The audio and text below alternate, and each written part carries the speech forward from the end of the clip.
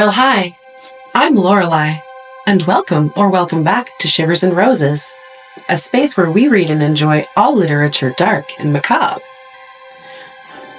It's such a chilly November evening, so I thought we could stay in and get cozy with 3 haunting poems and a plethora of spooky specters to give us the chills.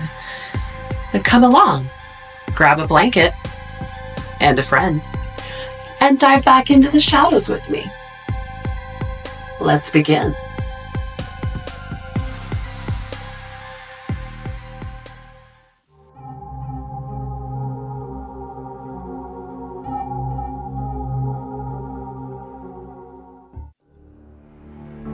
I felt a funeral in my brain, and mourners to and fro kept treading till it seemed that sense was breaking through. And when they all were seated, a service like a drum kept beating till I thought my mind was going numb. And then I heard them lift, box, and creak across my soul, with those same boots of lead again.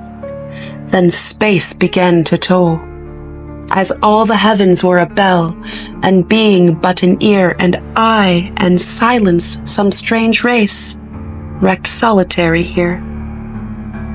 And then a plank in reason broke, and I dropped down and down, and hit a whirl at every plunge, and finished knowing then.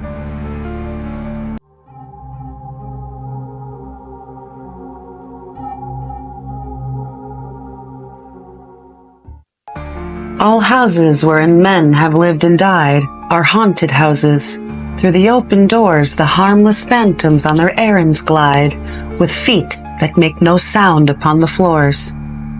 We meet them at the doorway, on the stair, along the passages they come and go, impalpable impressions on the air. A sense of something moving to and fro. There are more guests at the table than the hosts invited. The illuminated hall is thronged with quiet, inoffensive ghosts, as silent as the pictures on the wall. The stranger at my fireside cannot see the forms I see, nor hear the sounds I hear. He but perceives what is, while unto me all that has been is visible and clear. We have no title deeds to house or lands. Owners and occupants of earlier dates, from graves forgotten stretch their dusty hands, and hold in Mortmain still their old estates. The spirit world around this world of sense floats like an atmosphere, and everywhere wafts through these earthly mists and vapors dense, a vital breath of more ethereal air. Our little lives are kept in equipoise by opposite attractions and desires, the struggle of the instinct that enjoys, and the more noble instinct that aspires.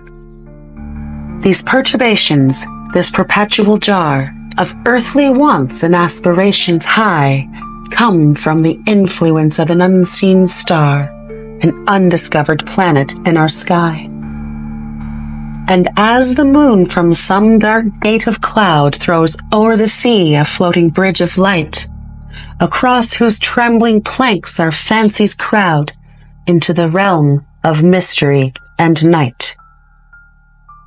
So from the world of spirits there descends a bridge of light connecting it with this, o'er whose unsteady floor that sways and bends, wander our thoughts above the dark abyss.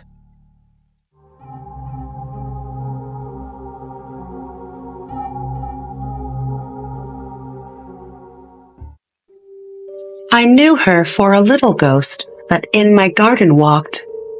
The wall is high, higher than most, and the green gate was locked. And yet I did not think of that till after she was gone. I knew her by the broad white hat, all ruffled she had on, by the dear ruffles round her feet, by her small hands that hung in their lace mitts, austere and sweet, her gown's white folds among. I watched to see if she would stay, and what she would do, and oh, she looked as if she liked the way I let my garden grow. She bent above my favorite mint with conscious garden grace. She smiled and smiled. There was no hint of sadness in her face. She held her gown on either side to let her slippers show, and up the walk she went with pride, the way great ladies go. And where the wall is built in new and is of ivy bare, she paused, then opened and passed through a gate that once was there. Thank you so much for joining me this evening. I also want to express my gratitude for all your support on all the other content on the channel. I'm excited to continue showcasing more incredible literature by fantastic authors. I truly appreciate you being part of this growing community. If you're new here and enjoyed this video, please give it a thumbs up and leave a comment. I love hearing your thoughts, and it's wonderful to know you're enjoying the content. As always, you can find the sources in the description below. It's been a pleasure having you here. Thank you for watching, and until next time, remember, don't be afraid of the shadows.